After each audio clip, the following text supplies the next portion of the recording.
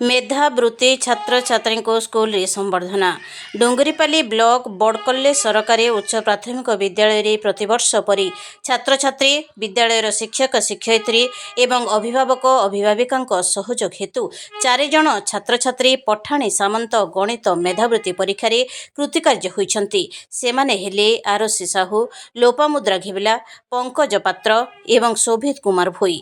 एही वर्षर inspired award रे अश्रिता साहू कृतकार्य होइछंती। सेथिपाई छात्र छात्री को उत्साहित करने हेतु विद्यालय सभापति श्रीयुक्त अंजन साहू सभापतित्व रे आज दिन 11टारे सेमानंकु संबर्धित करा जायथिला।